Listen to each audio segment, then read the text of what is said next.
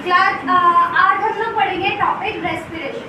हम लोगों ने इंजेक्शन पढ़ चुके हैं, डाइजेशन पढ़ चुके हैं, एब्जॉर्प्शन पढ़ चुके हैं। आज पढ़ रहे हैं एसिमिलेशन, जिसका एक हिस्सा ये है।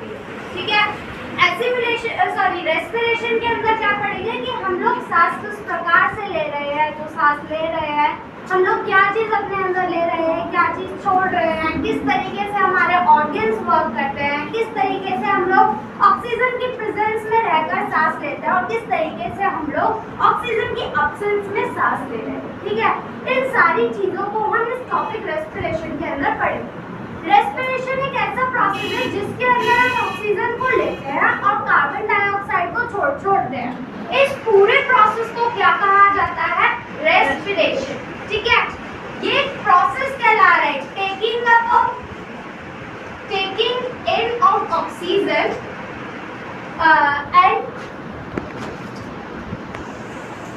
And out carbon dioxide. हम ले रहे हैं ऑक्सीजन को और छोड़ रहे हैं कार्बन डाइऑक्साइड को। ये प्रोसेस क्या है? रेस्पिरेशन। लेकिन एक वर्ड है ब्रीथिंग। ब्रीथिंग का मतलब क्या होता है, कोई बताएगा? ब्रीथिंग किसे कहते हैं? हाँ जी वैष्णवी बताइए। सांस को इनहेल और एक्सहेल करना, मतलब सांस लेना और छोड़ना। जब मैं इनहेल कर रही हूँ, एक्सहेल कर रही हूँ, इसको क्या कह रहे हैं? ब्रीथिंग बोल रहे हैं। मैंने एक बार लंबी सांस ली, एक बार लंबी सांस छोड़ी, ये क्या कहला रहा है? ब्रीथिंग। लेकिन जब यही काम बार बार रिपीटेशन से हो रहा है तो ये क्या कहला रहा है? रेस्पिरेशन। अब रेस्पिरेशन को इन लोगों ने दो पार्ट्स में डिवाइड करा है। ये दो पार्ट्स क्या है? एक होता है एरोबिक और दूसरा होता है एनेरोबिक।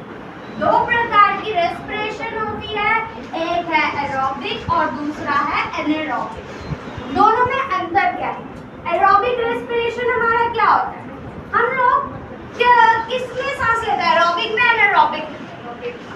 एरोबिक में। क्यों लेते हैं एरोबिक में सांस?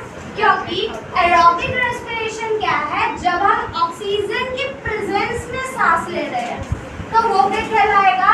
एरोबिक रेस्पिरेशन कहलाएगा। ठीक है, और एनारोबिक क्या है? जब हम ऑक्सीजन की एब्सेंस में सांस लेते हैं तो वो क्या कहलाता है?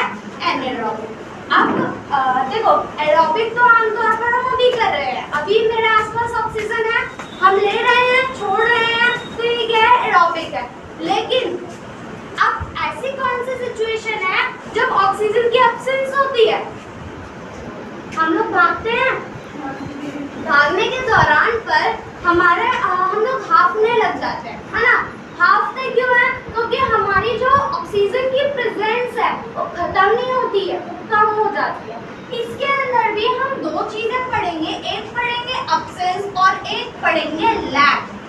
जब हमारे ऑक्सीजन की प्रेजेंस खत्म हो जाती है और जब हमारे ऑक्सीजन में कमी आ जाती है।